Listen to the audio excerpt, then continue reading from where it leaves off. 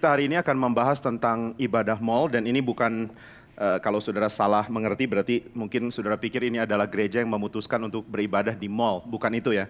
Ini satu istilah yang dikeluarkan oleh James Smith, seorang teolog Kanada, dan yang dia mau tekankan sebenarnya, mungkin dia lebih ke filsafat ya ketimbang teolog. Tapi yang dia mau tekankan sebenarnya adalah bahwa hidup kita ini terdiri dari berbagai kebiasaan dan beberapa di antaranya itu menjadi semacam liturgi karena kita tidak mempunyai liturgi yang asli. Jadi kita perlu mengetahui dulu ada beberapa aspek atau beberapa istilah penting. Yang pertama kita mesti tahu apa itu liturgi, kemudian kenapa itu penting.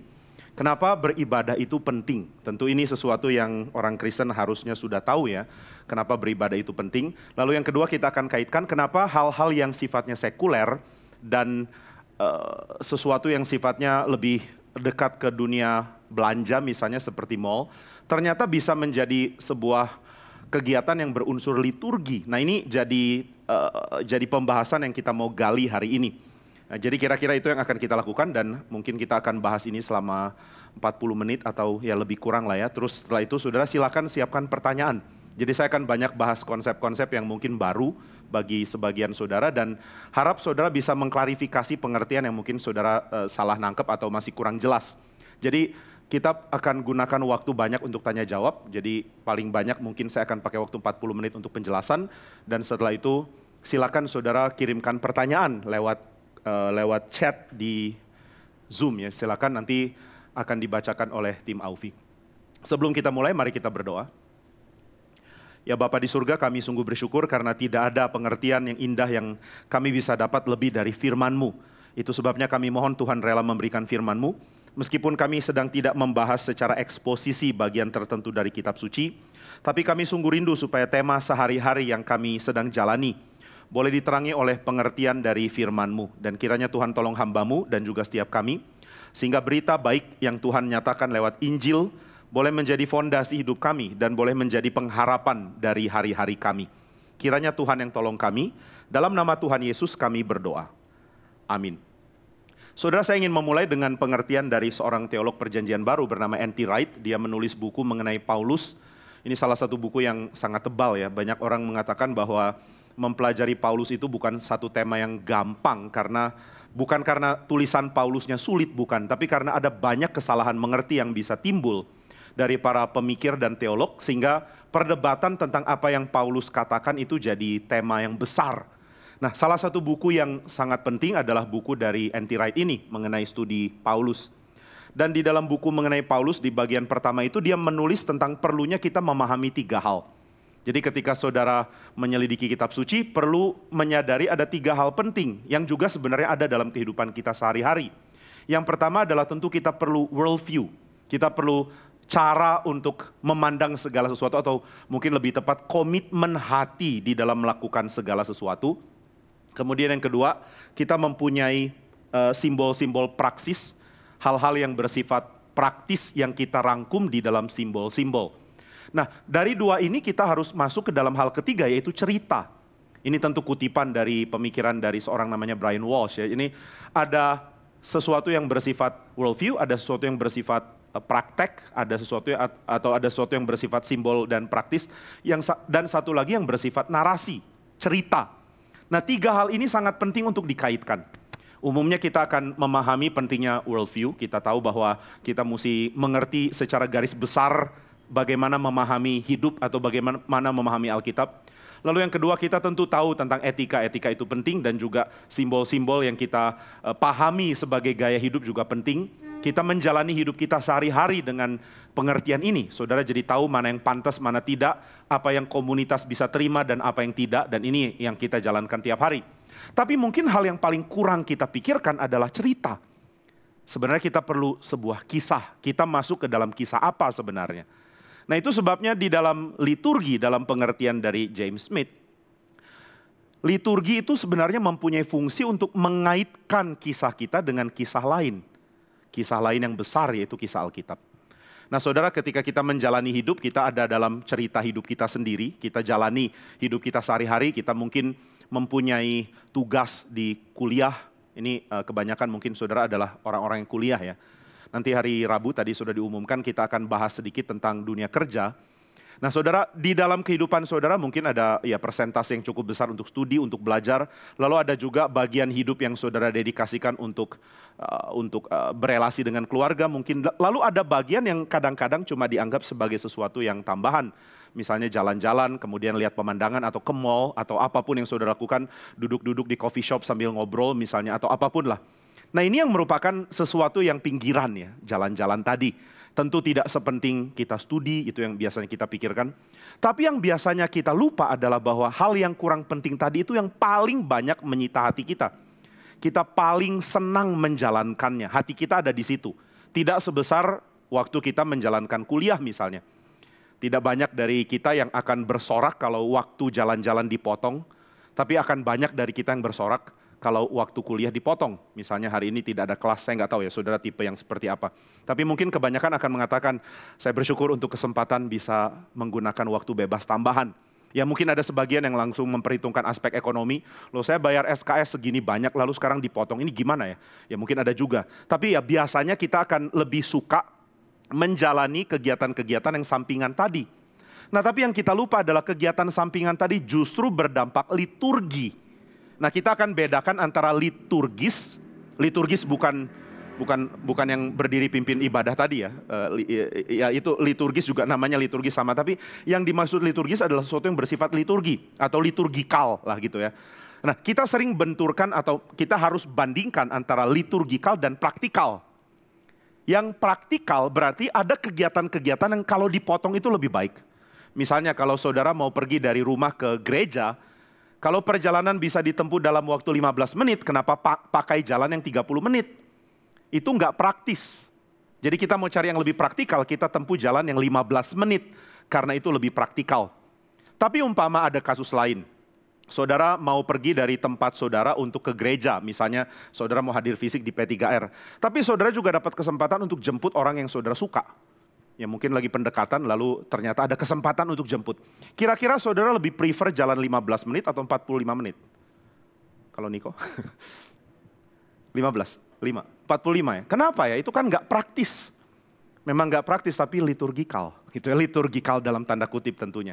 Nah ini maksudnya, ini perbedaannya. Jadi kalau saudara menganggap ini tidak penting, saudara singkirkan, maka yang saudara singkirkan itu disingkirkan demi praktikalitas. Demi menjalankan sesuatu yang sifatnya praktis. Tapi liturgi nggak kayak begitu. Liturgi itu harus dijalankan dan meskipun tidak praktis akan ditempuh. Nah hal paling gampang untuk dimengerti adalah ketika saudara datang ibadah. Kalau ditanya apa sih tujuan utama ibadah? Kalau saudara jawab tujuan utamanya dengar firman, berarti saudara sangat nggak reform. Karena ini pengertian yang ditentang oleh tradisi reform. Kita nggak setuju kalau kebaktian itu cuma untuk dengar firman. Itu sesuatu yang membuat ibadah jadi tereduksi dengan belajar firman. Kalau saudara datang PA ya oke lah masih sedikit ditoleransi jawaban itu. Atau seminar apalagi. Kenapa datang seminar? Ingin dengar ceramahnya, itu oke. Tapi kalau saudara mengatakan saya ingin ibadah karena mau dengar firmannya, saudara berada dalam keadaan yang salah. Karena saudara demi praktikalitas akan menyingkirkan yang lain. Misalnya, kalau bisa datang kebaktian pas sebelum khotbah lebih baik ya, kita nggak buang waktu untuk nyanyi. Karena saya kurang suka nyanyi. Nah ini sesuatu yang salah ya, karena liturgi tidak bisa disingkirkan atas nama praktikalitas. Jadi ada yang liturgikal, ada yang praktikal. Dan yang liturgikal itu berarti sesuatu yang mesti dijalankan. Tidak praktis, tapi harus. Nah maka kita akan mengalami hal-hal yang sifatnya liturgikal dan hal-hal yang sifatnya praktikal. Namun saudara yang liturgikal ini dibagi lagi. Jadi kalau ada pembagian ada praktikal, ada liturgikal. Yang liturgikal ini dibagi lagi. Liturgikal yang sebenar-benarnya ini benar-benar bersifat liturgi, benar-benar ibadah. Atau sesuatu yang cuma berupa habit, kebiasaan. Kebiasaan yang punya makna dalam. Nah ini istilah dari James Smith ya. Liturgi itu berarti sesuatu yang diulang-ulang tapi membentuk. Sikat gigi itu bukan liturgi ya. Saudara nggak bisa mengatakan saya sedang melakukan ritual sikat gigi. Kalau sikat gigi dianggap sebagai ritual, berarti ada sesuatu yang membentuk jiwa saudara dari sikat gigi. Dan saya nggak yakin ada di antara kita yang menganggap sikat gigi adalah peristiwa pembentukan rohani. Atau pembentukan apa, saya nggak tahu. Yong kalau sikat gigi ada sesuatu yang terbentuk dalam hati, makin sikat gigi makin tiba-tiba menjadi sabar atau jadi karakter yang lebih baik. Tentu enggak. Jadi sikat gigi adalah sesuatu yang rutin kita kerjakan tapi tidak termasuk bersifat liturgi, liturgikal. Nggak bisa dimasukkan ke situ. Nah maka saudara, kita akan lihat hidup kita itu ada jangan pakai ritual. Ada sesuatu yang sifatnya habit, berulang-ulang, tetapi membentuk. Nah, ini habit yang benar gitu ya. Di dalam pengertiannya habit itu adalah sesuatu yang kita ulangi karena berguna untuk membentuk dalam jangka panjang. Nah jadi kalau saudara mengatakan sikat gigi itu adalah semacam habit, ya itu bukan habit yang benar-benar habit, dalam arti ini tidak membentuk saudara. Ya pasti membentuk waktu saudara senyum, saudara lebih layak menampilkan gigi. Tapi mungkin sekarang kurang relevan karena ada masker ya. Tapi jangan lupa loh, ini berkait dengan kunjungan ke dokter gigi juga. Tapi ini tidak membentuk jiwa saudara ke dalam. Maka kebiasaan-kebiasaan tidak tentu bersifat liturgi, tidak tentu bersifat habit yang membentuk. Nah jadi kita akan mempunyai kebiasaan yang membentuk atau yang kita kerjakan dengan hati. Karena di dalam tafsirannya James Smith, budaya kita ini adalah budaya yang digerakkan oleh hati, oleh cinta. Apa yang kita sukai itu yang akan kita kejar. Tentu ini pengertian cinta dalam arti suka ya, bukan love dalam pengertian covenantal atau relationship. Bukan perjanjian antara person dengan person, antara orang dengan orang. Tapi ini berkait dengan apa yang kita suka, apa yang menarik hati kita, apa yang kita desire. Yang kita ingin itu yang akan kita kejar. Dan seringkali yang kita ingin tidak terlalu nyambung dengan hal yang sifatnya pragmatis. Pragmatis itu berarti kita singkirkan yang praktis kita singkirkan yang tidak penting sebesar mungkin sehingga menjadi sesuatu yang praktis. Nah jadi saudara, kita akan mempunyai kebiasaan yang kita ulang-ulangi, namun kebiasaan itu bisa jadi kebiasaan yang membentuk, bisa juga sesuatu yang sifatnya hanya pengulangan yang tidak terlalu berguna, yang tidak ada dampak yang besar. Nah itu sebabnya ketika kita menjalankan hidup kita, kita akan lihat bahwa kita sedang mempunyai kebiasaan yang penting, yang kita akan kerjakan dengan sepenuh hati. Sesuatu yang akan membentuk kita. Nah salah satu yang menyadari pentingnya kebiasaan yang membentuk adalah dalam dunia belanja ya, dalam dunia menawarkan produk. Kita pernah membahas, saya nggak tahu saudara ingat atau enggak, seorang tokoh namanya Edward Bernays. Edward Bernays ini adalah seorang yang dianggap sangat sukses karena dia berhasil membuat orang-orang merokok, perempuan terutama. Karena pabrik rokok sadar bahwa mereka ini cuma menjual ke laki-laki, hanya laki-laki yang merokok.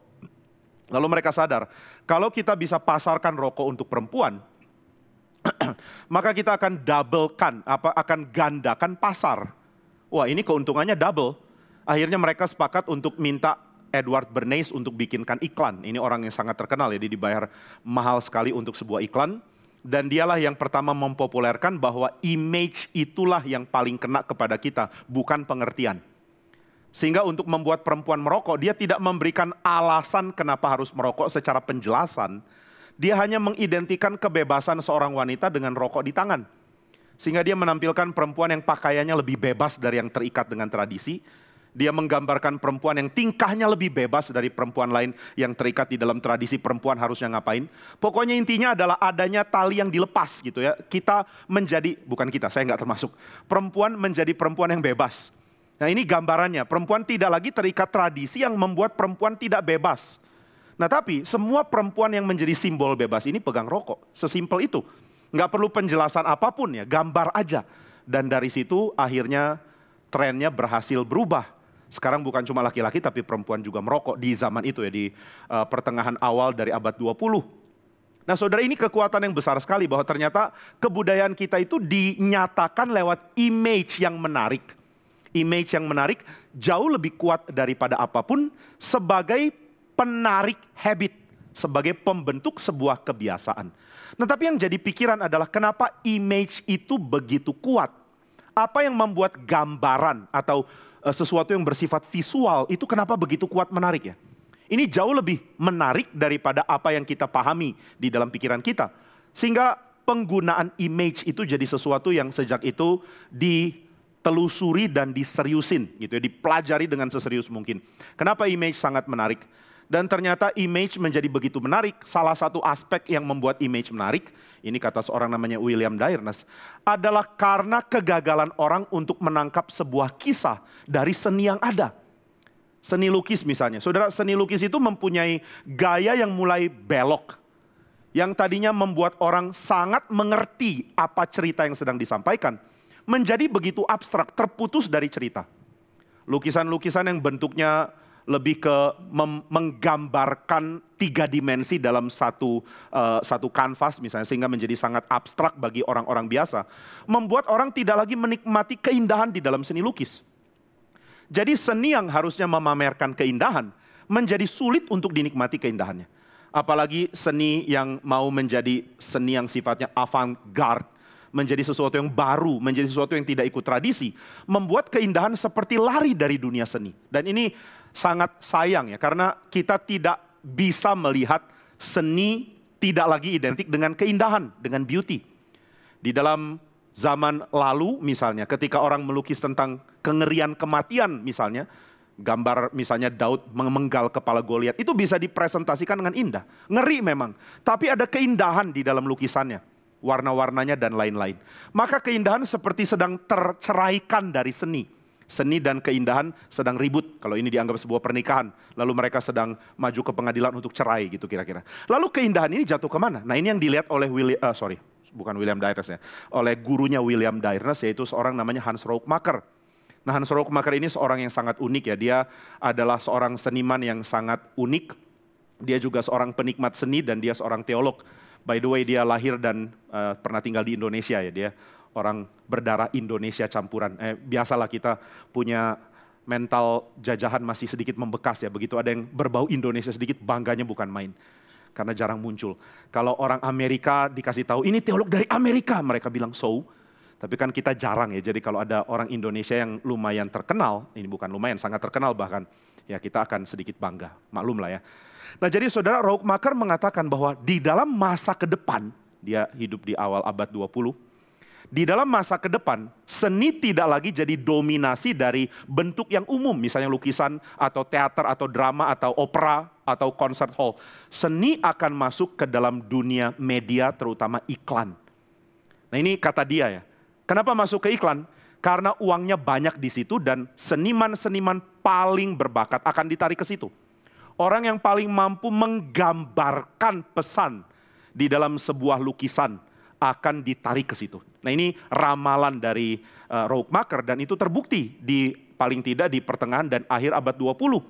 Dunia iklan begitu kreatif dan begitu memamerkan kemampuan teknologi media yang baru seperti TV untuk memamerkan keindahan. Nah, saudara di abad 21 akhirnya keindahan seperti ini makin terpecah lagi ke baik dunia film maupun dunia game misalnya. Sesuatu yang sangat menekankan realistiknya gambar. Sebuah game yang bagus akan menunjukkan realita yang mirip sekali kan. Saya nggak terlalu ngerti ya, tapi kalau saudara lihat perkembangan game, mungkin saudara lebih tahu dari saya. Maka yang paling dihargai adalah ketika gambaran yang ditampilkan itu realistis sekali. Saudara akan kaget, ini gambar yang didesain atau kamera yang merekam video. Oh ini gambar, kok bisa mirip begini? Nah itu yang dianggap bagus. Nah saudara lihat ini sesuatu yang sangat ironis ya, karena seni berusaha untuk menyembunyikan realita. Makin abstrak makin baik. Kalau orang lihat lalu bingung, ini apa sih? Wah senimannya bangga. Lu bisa lihat singa nggak di gambaran ini? Mana ada singa, ini cuma coret-coretan nggak jelas. Wah mereka bangga, good. Tapi coba kalau saudara tanya sama desainer yang dipakai untuk film atau game misalnya. Waktu saudara tanya, ini apa ya? Wah dia akan merasa terhina. Oh jadi yang saya tampilkan kurang realistis ya? Berarti saya masih kurang dong ya. Nah maka saudara ada sesuatu yang unik terjadi, ini sudah diramalkan oleh Rookmaaker. Bahwa seni akan makin menyebar. Sekarang keindahan ada di tempat yang banyak uangnya. Dan yang banyak uangnya ini membutuhkan keindahan untuk menarik orang masuk ke dalam. Tapi saudara lama-lama keindahan pun akan jadi abstrak. Realita itu tidak bisa dipresentasikan begitu saja tanpa mengaitkannya dengan sebuah cerita. Jadi kalau saudara lihat ada realita dipamerkan, dilukiskan. Tapi saudara tidak lihat ini bagian dari cerita apa. Itu akan menjadi sesuatu yang sulit untuk dinikmati. Maka kalau saudara lihat realistisnya gambar gitu misalnya di dalam dunia game atau film atau semacam teknik yang dipakai untuk film apa itu namanya? CGI atau apalah. Nah ini kalau saudara lihat tanpa ada makna cerita itu akan jadi sesuatu yang kosong. Sama kosongnya dengan kalau saudara lihat lukisan pemandangan. Meskipun mirip dengan rumah di kampung tapi saudara akan lihat dan mengatakan so. Oh ini lukisan mirip kan lihat sawah. Lalu saudara akan bilang oke, ini sawah. Terus kenapa? Saya nggak menikmati keindahan hanya dengan memandang suatu objek yang mirip realita. Nah tapi sebuah objek yang mirip realita ini harus ditafsirkan untuk membuat kita masuk ke dalam sebuah cerita. Maka seorang seniman yang baik, dia akan menampilkan realita yang sudah dia tafsir, sehingga realita yang dia presentasikan adalah realita gabungan antara dia dan sebuah kisah yang lain. Nah saudara, ini yang menarik ya, penggabungan kisah, baik kisah saya maupun kisah yang ada di dalam kisah yang lain, itu perlu digabung. Nah ini teori keindahan dari seorang namanya Aristotle. Saudara, Aristotle menggambarkan tentang keindahan dengan cara yang lain, dengan Plato. Di dalam teorinya Plato, keindahan itu makin mirip yang ideal, makin bagus. Tetapi kalau makin mirip saja, makin mirip sesuatu yang lain, itu tidak menjadi bagus karena mirip yang lain. Meniru yang lain itu bukan sesuatu yang membanggakan. Jadi keindahan yang sejati adalah keindahan yang menangkap, keindahan yang sifatnya melampaui gitu ya.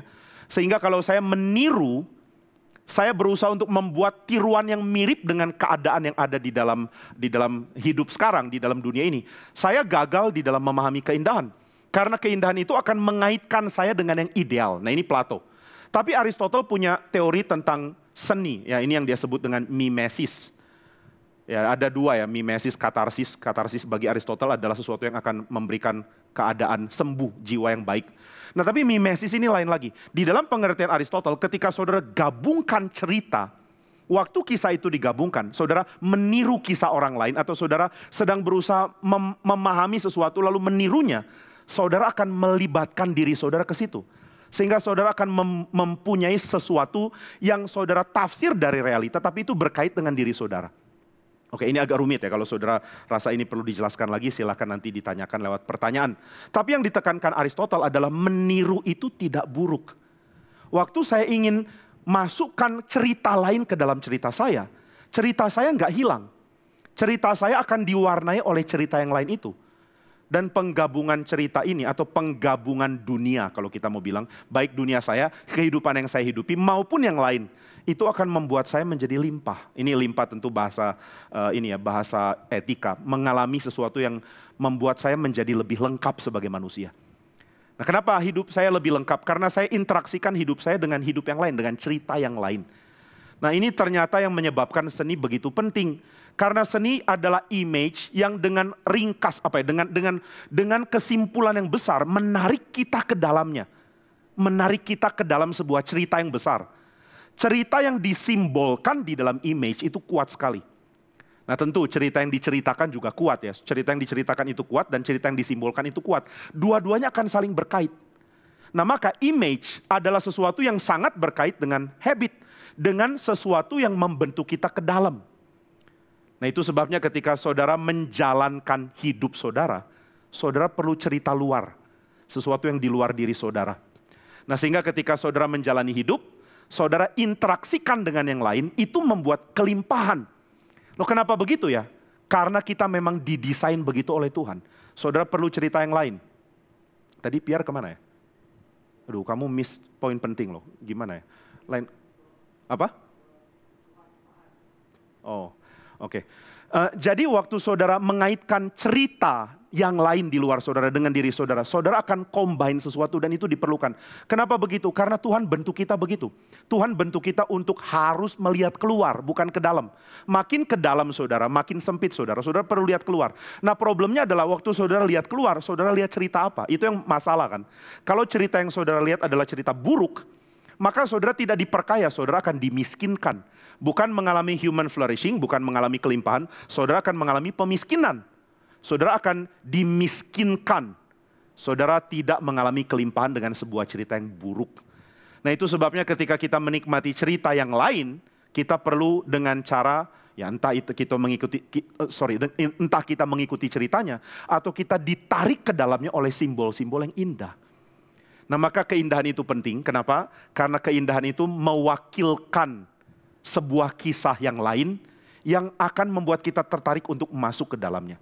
Nah ternyata ini yang ditangkap oleh dunia industri apapun, sehingga mereka menyadari kisah yang menarik dari orang-orang yang mengagumkan akan menjadi poin penting untuk memasukkan keindahan ke situ. Saudara ingin ditarik ke dalam cerita yang saudara suka, entah itu cerita di dalam dunia film kah, atau itu cerita di dalam novel yang saudara baca, atau cerita orang-orang, cerita sukses yang dialami oleh orang-orang di dalam dunia ini, atau apapun lah. Waktu saudara interaksikan baik cerita saudara dengan cerita orang lain, maka saudara akan menikmati kelimpahan. Nah, tapi problemnya adalah kalau saudara ganti cerita saudara dengan cerita yang lain, nah itu namanya kegilaan ya. Saudara tidak hidupi kehidupan secara realistis, saudara mau hidupi kehidupan orang lain. Nggak bisa. Saudara harus jalani kehidupan saudara dengan menginteraksikannya dengan cerita yang lain. Nah, tapi ada aspek ketiga, selain cerita saya dan cerita orang lain, saudara perlu cerita total, grand naratif, cerita utuh, dan ini hanya mungkin diberikan oleh kitab suci. Hanya kitab suci yang memberikan cerita total. Cerita total yang real, bukan cuma cerita ya, tapi realistis. Saudara bisa melihat cerita yang total dari penciptaan sampai kegenapan, tapi itu versi KW, versi palsu. Hanya apa yang Alkitab ceritakan, itu yang menjadi cerita total. Dan cerita total sama seperti cerita hidup kita itu tak tergantikan. Saudara nggak bisa ganti cerita saudara dengan cerita yang saudara nonton di TV misalnya. Saudara nonton tentang satu film, lalu saudara mengatakan, saya ingin kayak jagoan di situ, lalu saudara jalani kehidupan seolah-olah saudara dia. Itu gila namanya. Nah, jadi saudara nggak bisa ganti hidup saudara, dan saudara nggak bisa ganti cerita Alkitab. Kalau begitu hidupmu dan Alkitab itu dua cerita paling penting yang nggak boleh hilang. Saudara kehilangan hidup saudara, saudara kehilangan identitas. Saudara kehilangan kisah Alkitab, saudara kehilangan identitas total. Nah, kalau begitu dua kisah ini sangat penting. Kisah yang saudara jalani dan kisah Alkitab. Nah, kisah Alkitab adalah kisah di luar kita. Karena kita tidak langsung otomatis percaya dan masuk ke dalamnya. Maka kita perlu senantiasa dikaitkan dengan cerita Alkitab. Dan itulah tempatnya ibadah. Ibadah bukan cuma sekadar rutinitas.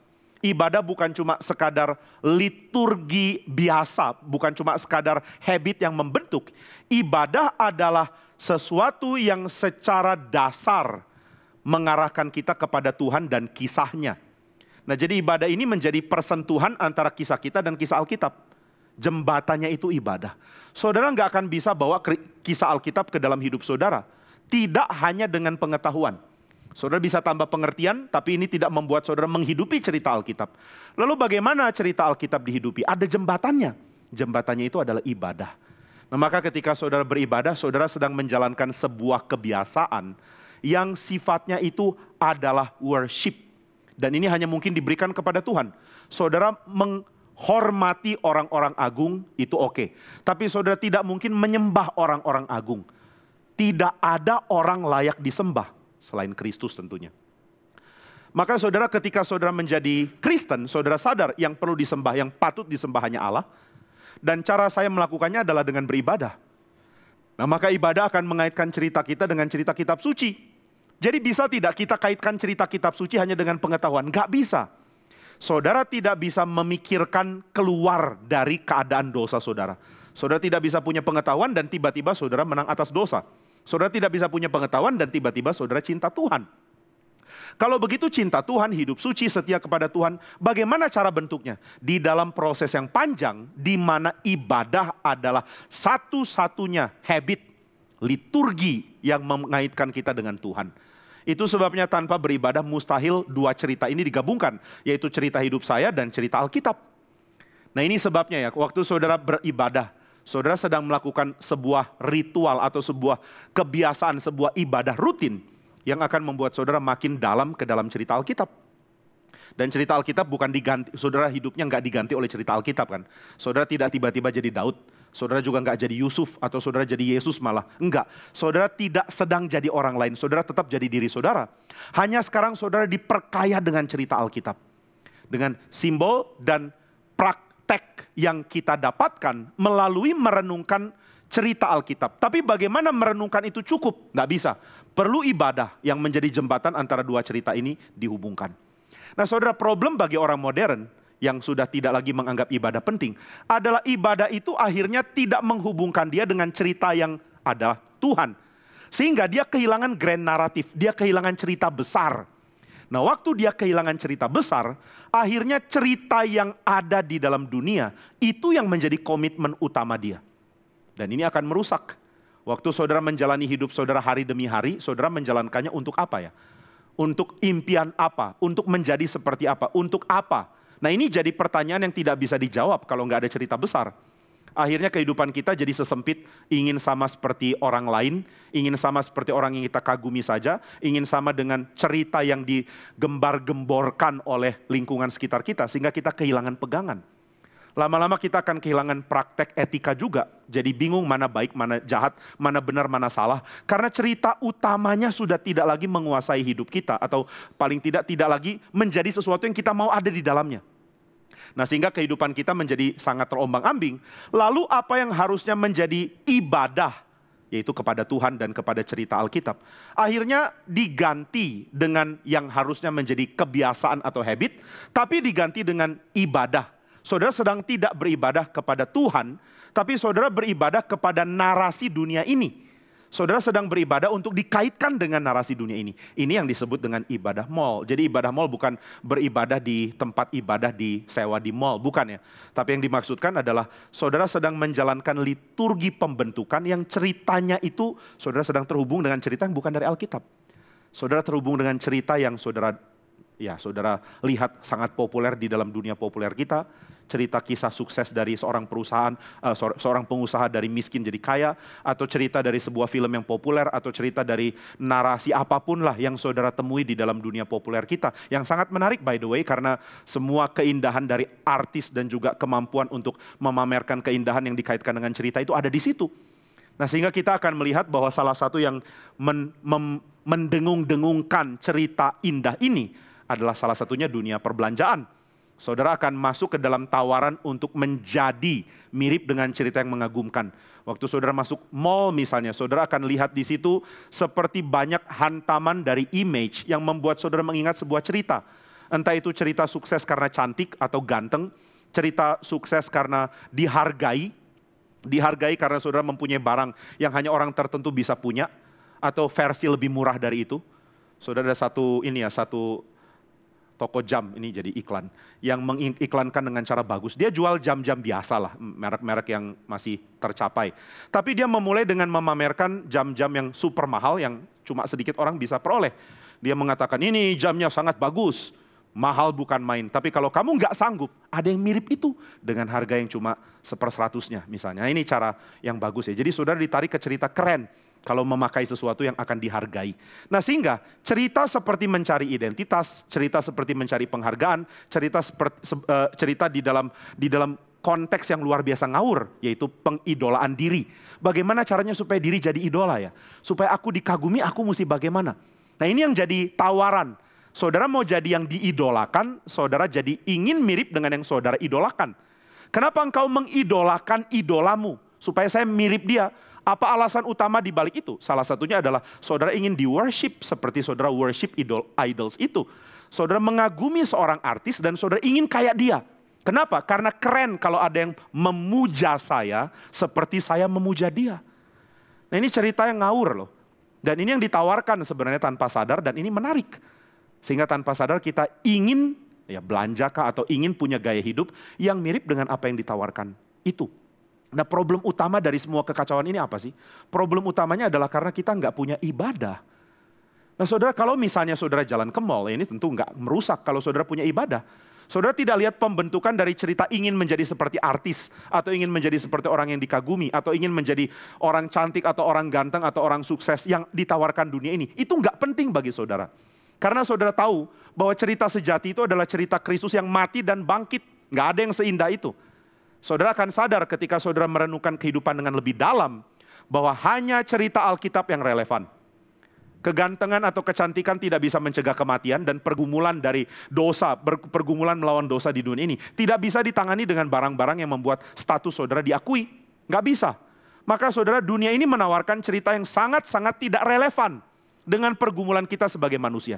Tapi ada cerita-cerita yang indah dari dunia ini yang mempunyai interaksi cukup besar dari kisah Alkitab. Pergumulan tentang menjadi manusia, mengalami penderitaan misalnya. Nah, ini namanya reminiscence of Christian story. Sisa-sisa dari kisah Kristen di dalam kisah di dunia ini. Itu ada loh. Nah, maka saudara, ketika saudara tahu kepada siapa saudara beribadah, hidup saudara akan jadi lebih tertata. Kenapa bisa begitu? Karena saudara tidak akan perlakukan yang lain sebagai ilah. Dan saudara tidak akan perlakukan simbol-simbol yang lain sebagai ibadah.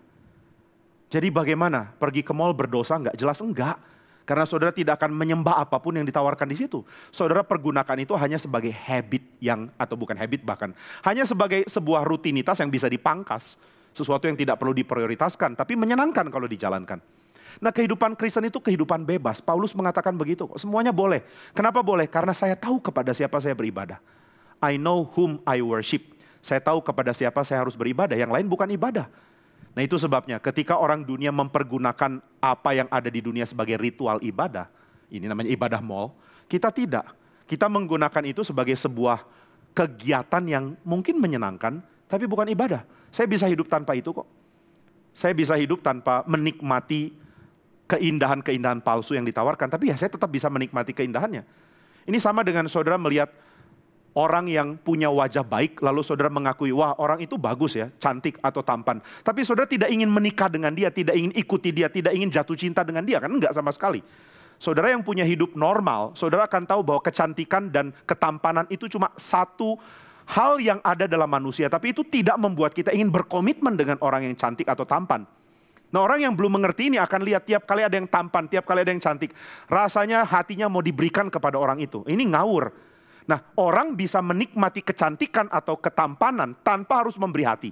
Sama, ini contoh ya. Saudara juga bisa menikmati liturgi dalam tanda kutip dari dunia ini tanpa harus menjadikannya liturgi asli. Karena ibadah saudara adalah kepada Tuhan.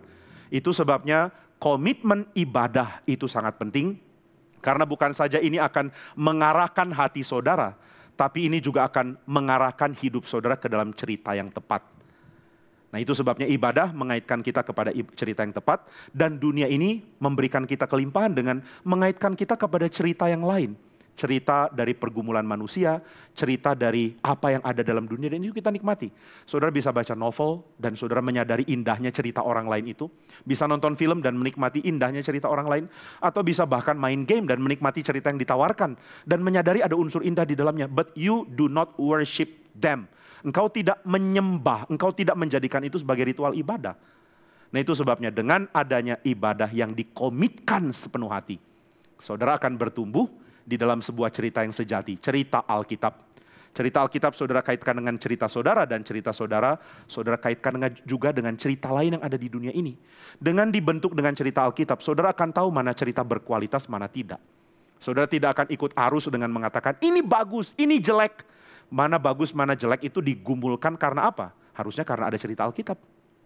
Nah, itu sebabnya cerita Alkitab sangat penting, dan cara untuk kita menikmati berbagian di dalamnya adalah dengan liturgi ibadah. Sama seperti dunia berusaha menawarkan kita untuk masuk ke dalam cerita mereka dengan liturgi juga. Dengan liturgi yang digambarkan dengan image yang menarik hati dan membuat kita terikat ke dalamnya. Bukan terikat ya, terpikat ke dalamnya. Oke, saudara, itu kira-kira bahan yang saya mau sampaikan. Sebelum saudara masuk ke dalam kelompok, kita ada space cukup banyak untuk tanya jawab. Jadi silakan yang mau bertanya. Apa ada pertanyaan?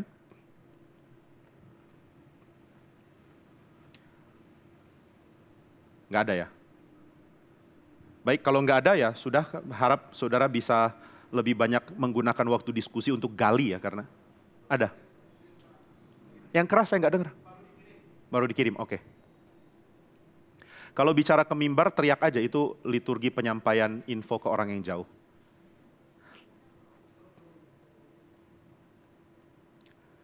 Baik saudara, kita akan doa sebelum kita masuk ke dalam tanya jawab. Bapa di surga, kami mohon supaya Tuhan mengisahkan kembali cerita Tuhan dengan ibadah yang kami jalankan, sehingga kami makin tertarik ke dalam kisah Alkitab. Dan kami menginteraksikan kisah itu ke dalam hidup kami, sehingga kami dapat mempunyai kekuatan untuk menikmati kisah dunia ini juga. Sehingga kami menjadi orang-orang yang tahu apa yang baik, apa yang indah sejati, dan apa yang nikmat. Dan boleh mencicipi segala kebaikan Tuhan di dalam dunia dan di dalam lingkungan kami. Kiranya Tuhan yang tolong kami, biarlah kami tekun beribadah kepadamu dan akhirnya sadar bahwa pembentukan dari ibadah yang sejati, itulah yang membuat kami masuk ke dalam cerita Tuhan. Terima kasih untuk anugerah Tuhan, dalam nama Tuhan Yesus kami berdoa. Amin. Ada? Silakan kalau ada boleh dibacakan.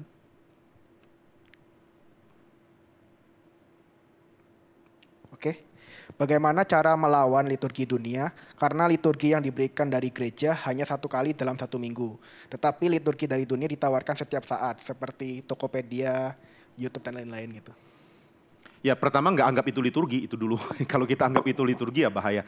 Saudara, liturgi gereja itu unik, nggak bisa disamai oleh dunia ini. Itu sebabnya Sabat saja cukup. Tuhan tidak mengatakan, jadikan semua hari-hari khusus. Enggak. Hari perhentian satu kali itu cukup. Maka ini yang kita seringkali nggak sadar, kekuatan beribadah itu besar. Nah kita nggak anggap itu penting, makanya kita rubah. Ya banyak gereja akhirnya merubah, pakai ibadah yang lebih mirip dunia.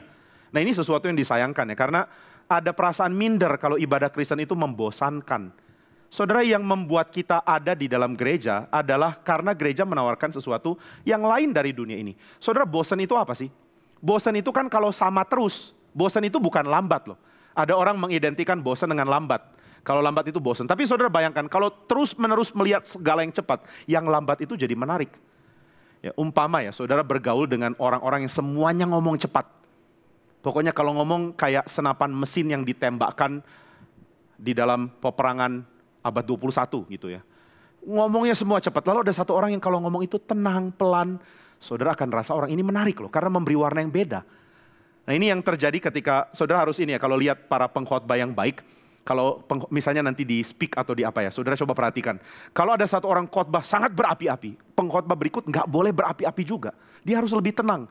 Karena kalau nggak pendengar akan capek. Pengkhotbah pertama berapi-api, kedua berapi-api, ketiga berapi-api, keempat terbakar. Nah tapi kalau pertama berapi-api, yang kedua tenang, nah itu menyenangkan. Nah ibadah minggu harusnya nggak sama lagi dengan Senin, Selasa, Rabu, Kamis, Jumat, Sabtu. Karena kalau sama lagi ya saudara akan bosan hidupnya. Sekarang banyak orang yang menikmati musik di hari Senin sampai Sabtu, nikmati musik yang sama dengan musik yang mereka dengar di gereja. Sehingga tanpa sadar nggak ada variasi dalam hidup. Nah sebenarnya gereja menawarkan sesuatu atau ibadah yang sejati, menawarkan sesuatu yang khas dari sejarah gereja. Intinya gini ya, waktu saudara beribadah, saudara dapat taste, dapat kesan sejarah. Jadi ini penting loh, waktu saudara datang ke gereja dan saudara merasa ada kesan masa lalu, itu yang bagus. Makanya kadang-kadang arsitektur yang melambangkan masa lalu itu menyenangkan ya. Sekarang orang banyak yang mau masuk ke dalam kondisi vintage. Vintage itu artinya bukan lama ya, vintage itu artinya tahun yang paling bagus. Kan ini kalau saudara tanya tahun anggur, orang yang ngerti akan tahu, oh tahun segini, wah itu bagus. Nah itu namanya vintage. Jadi vintage bukan cuma sekadar lama, misalnya untuk arloji ada tahun khusus. Omega, ini jadi iklan lagi. Omega misalnya tahun 60 itu adalah best period. Mereka sangat unggul di tahun 60, 50 akhir sampai 60. Tahun 70 mereka udah payah. Karena salah satunya adalah karena mereka percayakan part untuk dibuat di China. Jadi itu blunder yang sangat besar dari mereka. Nah jadi ada tahun-tahun yang spesial yang khusus di masa lalu. Waktu saudara menikmati itu, saudara seperti membawa masa lalu ke masa sekarang. Dan itu mempunyai perasaan menyegarkan yang luar biasa. Nah itu yang harusnya terjadi. Maka ibadah gereja harusnya menyaingi kebaruan yang terus-menerus dengan cepat digambarkan di dalam dunia kita. Dan kita berhenti sebentar, ada pause. Ada peristirahatan sebentar dari dunia ini dan kita menikmati hal yang sangat khas dari sejarah gereja, dari tradisi. Dan itu yang kita nikmati dalam ibadah. Nah maka ibadah menawarkan sesuatu yang unik ya, yang baru. Dan itu sebabnya ibadah tidak harus menjadi sesuatu yang dilaksanakan tiap hari. Tentu ada PA, ada persekutuan doa, tapi itu tidak sama dengan ibadah minggu. Ibadah minggu ya hari minggu. Kalau saudara mau ikuti ibadah minggu silakan. Kalau mau ikuti sepanjang hari juga boleh. Tapi saudara tidak usah mengatakan, Pak kayaknya kurang ya Pak, cuma hari minggu. Saya ini punya jiwa sangat Kristen. Maka boleh nggak Pak hari Senin kebaktian, hari Selasa kebaktian, Rabu kebaktian, Kamis kebaktian. Boleh aja sih, Calvin coba lakukan itu. Tapi tetap hari khusus di minggu ini harus unik. Yang beda dengan hari-hari yang lain. Nah ini sebabnya kita mestinya bisa melihat kekuatan dari ibadah di gereja. Nah kalau saya nggak rasa kuat bagaimana? Nggak tahu apakah kita yang salah atau memang ya gereja Tuhan tidak terlalu mengutamakan kehadiran Tuhan. Ada kalimat yang sangat menusuk ya yang pendeta Billy katakan. Dia mengatakan ibadah itu dinilai dari kehadiran Tuhan bukan yang lain. Jadi pertanyaannya satu, Tuhan hadir atau enggak ya? Kalau dia nggak mau hadir, kenapa ya? Atau jangan-jangan dia hadir tapi kita nggak rasa. Nah ini juga bahaya kan? Nah jadi ini yang harus jadi isu yang kita gumulkan. Orang-orang yang mau melayani misalnya mereka mesti doa sama Tuhan, memohon Tuhan rela hadir melalui pelayanan mereka. Itu yang akan menggugah. Nah maka ibadah itu sebenarnya undangan Tuhan. Tuhan yang undang, mari beribadah kepadaku. Dan tentu kalau Tuhan undang, ada Tuhan di situ. Dan ini yang tidak terdapat di dalam liturgi manapun. Saudara tidak diundang oleh mall dengan tujuan yang unik, yaitu untuk saudara jadi orang yang dapat berkat. Nggak ada kan? Saudara ditawarkan diskon, tapi ternyata ada term and condition apply. Dan itu pakai bintang kecil sekali di langit yang biru. Nah jadi ketika saudara melihat syarat-syarat, oh Anda dapat hadiah. Saudara nggak tahu, saudara sebenarnya sedang melakukan sesuatu yang tetap menguntungkan orang yang memberikan, yang jadi produsen dari apapun itu yang memberikan hadiah. Ada kalimat unik yang pernah dibagikan, mungkin sudah pernah dapat waktu tanggal 29 Februari. Dikatakan, Anda berhak mendapatkan 50 juta dan ini benar, ambillah tanggal 30 bulan ini. Nggak ada tanggal 30 bulan Februari. Nah jadi saudara, mall mungkin menarik saudara, atau apa tadi contohnya? Titik-titikpedia gitu ya. Kamu udah sebut mereknya loh, minta bayaran sama yang bersangkutan. Nah saudara mungkin akan ditarik, tapi saudara tahu tarikan itu nggak genuine, nggak asli. Tarikannya adalah untuk keuntungan juga sih. Jadi nggak ada ya bukan lembaga, apapun yang berjualan atau yang di dalam dunia konsumsi kita, dalam produksi konsumsi yang kita jalani di dalam kehidupan kita, yang tulus benar-benar mau menjadikan kita limpah. Tapi gereja kan enggak, gereja tarik saudara supaya saudara menikmati Tuhan adalah Tuhan yang baik bagimu dan kau perlu Dia. Ini tarikan yang enggak ada. Jadi saudara sudah dapat satu kesan yang beda ketika saudara ke gereja. Harusnya ini dapat ya. Kesannya adalah saudara diinginkan oleh Tuhan meskipun saudara enggak layak. Itu sebabnya yang paling bisa menikmati ibadah adalah orang yang sadar dia tidak layak. Orang yang rasa layak langsung tanya, Tuhan saya untung apa ya kalau datang? Wah ini keterlaluan ya pertanyaannya. Tapi kalau saudara datang sebagai orang yang tidak layak lalu rasa, kok Tuhan mau cinta saya ya? Nah ini sesuatu yang menyegarkan sekali. Lalu yang kedua, gereja menarik saudara untuk menjadi sama di hadapan Tuhan. Ini nggak mungkin dilakukan oleh dunia di sekitar kita. Saudara akan ditarik berdasarkan kondisi keuangan saudara. Satu kali satu orang ceritalah sama saya. Dia mengatakan bahwa dia salah masuk di salah satu bank. Dia masuk ke ruangan yang khusus orang-orang yang tabungannya sejumlah tertentu selama berapa tahun. Saudara ngerti maksudnya. Dia masuk situ, lalu dia mau store atau apalah. Lalu yang tellernya itu pintar, udah terlatih. Dia tahu orang ini salah masuk. Ini orang miskin yang masuk tempatnya orang kaya gitu ya. Tapi dia menghargai dengan mengatakan, sebentar saya cek ya. Oh nama Bapak nggak di sini sepertinya. Coba cek di bawah. Dia nggak ngomong kasar sih. Pak, Bapak tuh miskin gitu ya. Ini tempat yang tabungannya ratusan juta selama berapa tahun. Lu sadar nggak tabungan lu berapa? Sering kali juga nol gitu ya. Jadi kalau bisa Bapak di bawah itu tempat yang orang miskin lah gitu. Enggak, dia nggak ngomong gitu. Tapi pembagian itu kan ada. Nah waktu saudara diundang ke gereja, pembagian itu harusnya nggak terasa. Kalau terasa ada yang salah dengan gereja itu. Begitu saudara datang, langsung saudara tanya, maaf, untuk yang tabungannya berapa digit? Berapa digit ya, ratusan juta? Ya udahlah, segitu ya. Yang tabungannya ratusan juta ke atas duduk di mana? Lalu usher akan mempersilahkan, silakan Pak duduk paling depan. Oh ada apa di paling depan? Ada paku gitu misalnya atau apa. Gereja nggak akan perlakukan orang kaya dengan negatif atau orang kaya dengan positif karena kekayaannya. Juga orang miskin negatif atau orang miskin positif karena dia miskin, enggak. Nah itu sebabnya di dalam kitab Taurat diingatkan, jangan lihat orang kaya lalu berpihak dia. Dan juga jangan menggunakan belas kasihan untuk menghilangkan keadilan karena orang miskin. Orang miskin kalau salah tetap salah, orang kaya kalau salah tetap salah. Itu intinya. Nah gereja membuat kita jadi satu di hadapan Tuhan. Saudara nggak peduli loh berapa bank account saudara, saudara sama di gereja. Ini tentu akan beda kalau saudara ada di dalam dunia mall gitu ya. Saudara punya uang lebih, saudara akan punya tempat yang lebih. Saudara pergi kemanapun ada begitu kan. Untuk member yang berlian, ya tempatnya di sini. Untuk member yang cuma emas di sini. Untuk member yang sengkaratan, itu yang sengkaratan, ya tempatnya lain lagi gitu. Tapi di gereja nggak ada seperti itu. Jadi ini hal kedua, ini baru dua, ada banyak sekali. Hal ketiga adalah saudara menyadari penebusan. Nggak ada tempat mengundang saudara untuk membuat saudara diingatkan akan penebusan. Nggak ada penebus di luar gereja. Maka gereja satu-satunya tempat yang membuat saudara dipanggil oleh sang penebus, menikmati dia yang sudah menebus saudara. Redemption itu dari Kristus, nggak ada yang lain. Meskipun banyak yang pakai title redemption, itu palsu semua. Nah waktu saudara datang ke gereja, saudara menikmati sang penebus. Ini nggak ada di tempat lain. Maka ini pesan bagi gereja ya. Nggak usah terlalu banyak ingin inovasi. Karena ibadah sudah sangat unik. Nggak ada yang bisa samai. Karena Tuhan yang undang. Nah jadi hal-hal seperti ini membuat kita sadar bahwa satu kali beribadah di gereja jauh lebih kuat dari hari-hari saudara dipengaruhi oleh yang lain. Nah ini yang harus kita tahu. Maka solusinya sebenarnya adalah dengan serius saudara menantikan hari ibadah. Itu aja. Dengan serius menantinya. Ini hari Minggu, ini Sabtu, sorry.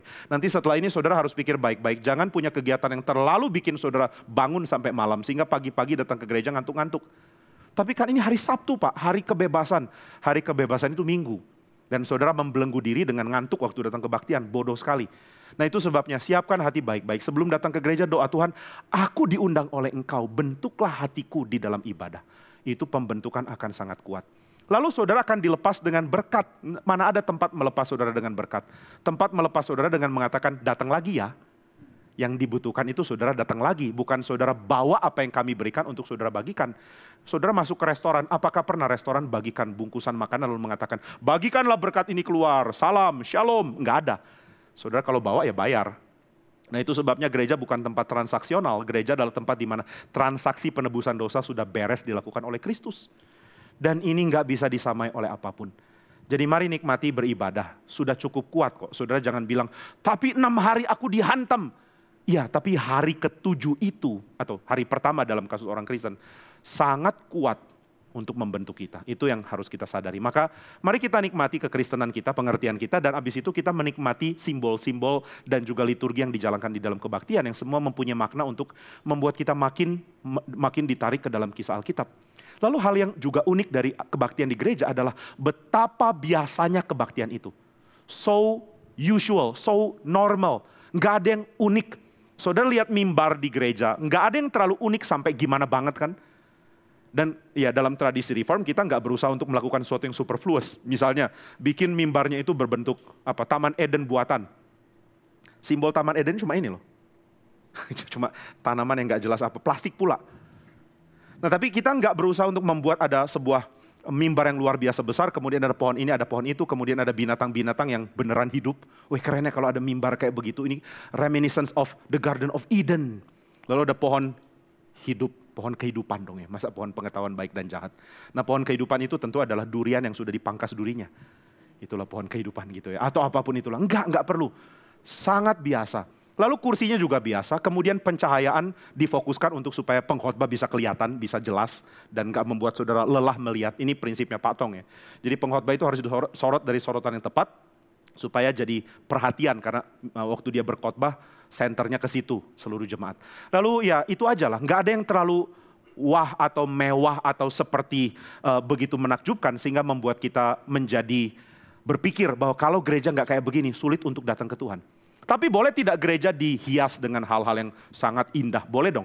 Saudara bisa menikmati Saint Peter's Basilica Santo Petrus, Saint Peter's Basilica, Saint Peter's Cathedral. Ya itu Saint Peter's Basilica di Vatikan. Dan saudara melihat pencapaian seni terbaik dari manusia ada di situ. Tapi apakah harus begitu untuk beribadah? Enggak. Di GRI Bandung, Hyper Square C35, bagi yang belum datang, hadirlah. Saudara bisa menikmati kebaktian, meskipun saudara cuma melihat yang biasa di sebuah ruko, yang enggak terlalu dihias gimana juga, yang menghiasi kehadiran, yang menghiasi ibadah, itu bukan barang-barang yang sangat luar biasa, tapi Tuhan sendiri yang hadir dengan cara yang sederhana. Saudara ketika Kristus datang, dia memutuskan untuk datang dengan cara yang sederhana kan. Bapaknya mengatur supaya dia datang dengan cara yang sederhana. Jadi bayi yang sangat sederhana dibaringkan di palungan yang sederhana. Ini bukan palungan yang khusus ada tanda spesial. Palungan ini bersinar, enggak. Bahkan palungan biasa yang dipakai, bahkan keterlaluan ya. Bayi lahir cuma bisa dibaringkan di palungan karena tempat begitu penuh. Jadi ada sesuatu yang berkait dengan kemungkinan untuk Tuhan diakses. Atau dengan kata lain, Tuhan sangat accessible. Engkau bisa beribadah di ruangan yang kita gabung dari ruko. Saudara bisa pergi ke lapangan dan beribadah di situ. Saudara di masa pandemi awal-awal ada gereja di daerah Sumatera Utara. Yang karena satu kampung Kristen semua. Yang kebaktiannya itu adalah di depan rumah masing-masing. Lalu speaker ditaruh di jalan, kemudian pendetanya berkhotbah di jalan itu. Bisa. Apa yang hebat dari itu? Ya yang hebat adalah Tuhannya. Yang mau dijumpai di dalam kesederhanaan. Nah maka kalau kita kebaktian lalu kita mulai pikir, nggak ada yang indah di sini Pak. Kesederhanaan Tuhan itu keindahannya. Nah jadi saudara bersentuhan dengan keindahan yang bisa dilakukan tanpa adanya sesuatu yang superfluous. Ini tidak mungkin terjadi pada mall. Kalau mall sederhana sekali ya saudara nggak akan balik lagi gitu ya.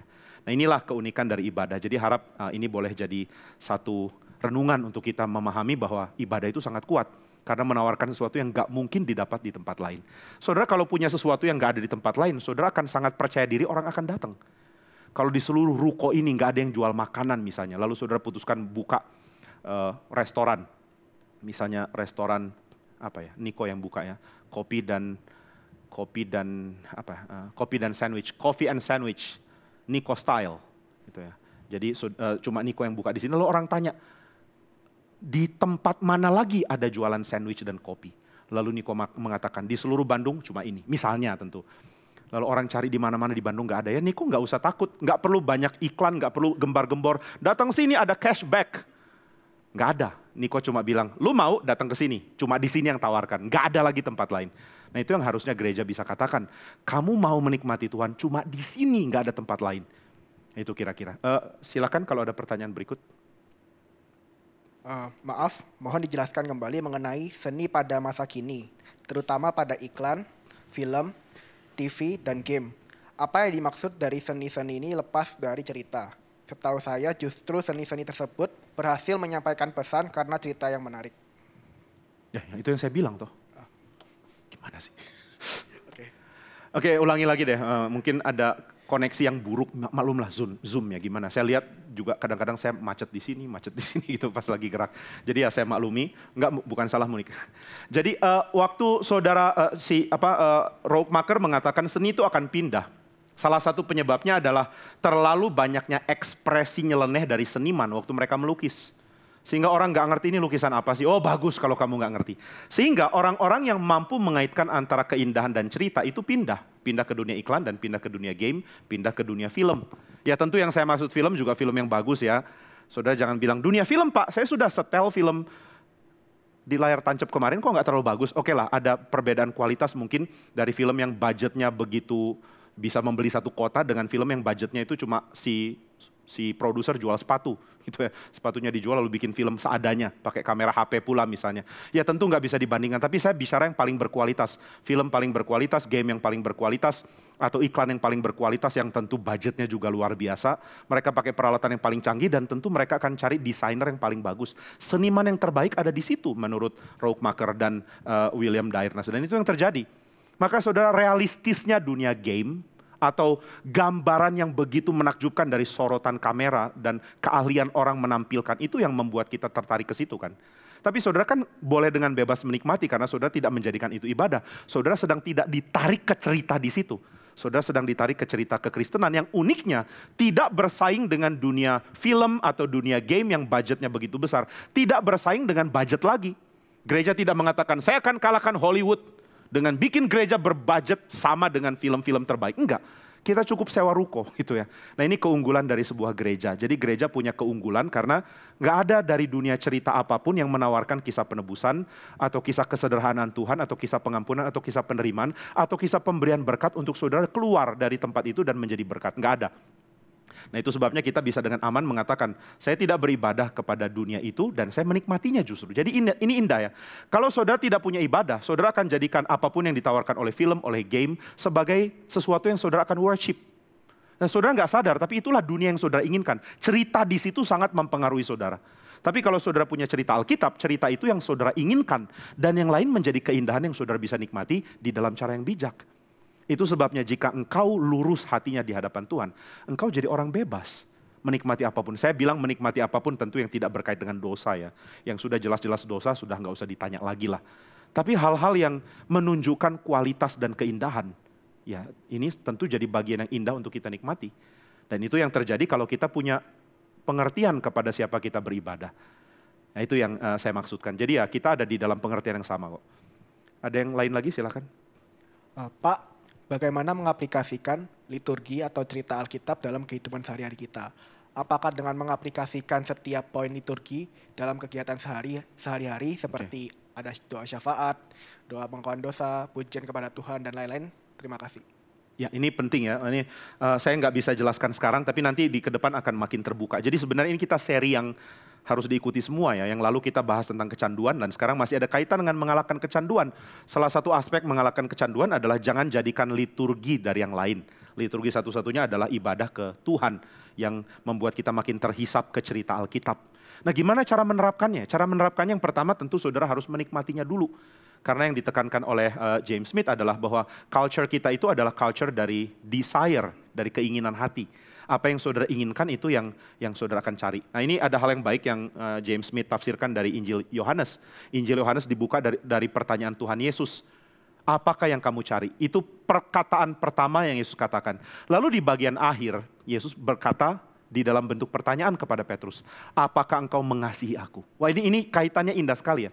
Pertanyaan awal Injil Yohanes, apa yang kamu cari? Pertanyaan terakhir, do you love me? Jadi Tuhan mau tanya, yang kamu cari apa? Sudah aku belum?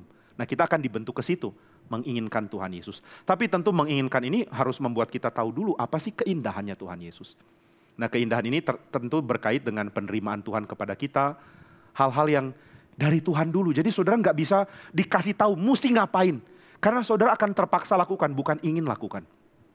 Orang yang senang musik misalnya akan mati-matian coba mengerti dan belajar. Kenapa mengerti dan belajar? Mau tahu. Saudara, saya ingat ya, dulu waktu saya masih SD, dipaksa harus belajar piano, saya mati-matian nggak mau. Papa saya bilang, saya daftarkan ya ke tempat les piano. Saya bilang, nggak bisa. Belajar nanti sore, nggak bisa, itu waktunya main bola. Papa saya bilang, ya sudahlah, jadilah kehendakmu, gitu ya. Akhirnya waktu saya umur 21, saya mulai menyenangi musik, dan saya nyesel kenapa dulu nggak belajar ya. Tapi saya nggak bisa salahkan orang tua, karena orang tua akan balik lihat saya dan mengatakan, lu mau salahkan kami, gitu ya. Langsung saya dijitak, gitu ya.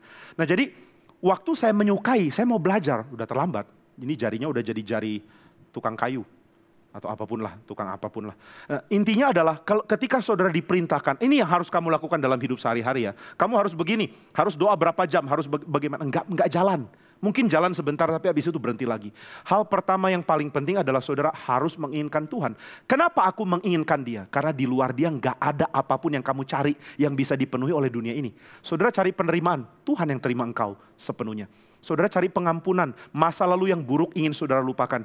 Hanya Tuhan yang bisa bikin itu. Enggak ada yang namanya enggak ada yang namanya masa lalu dihapus supaya catatan saudara bersih. Enggak bisa. Dalam hati nurani catatanmu tetap enggak bersih.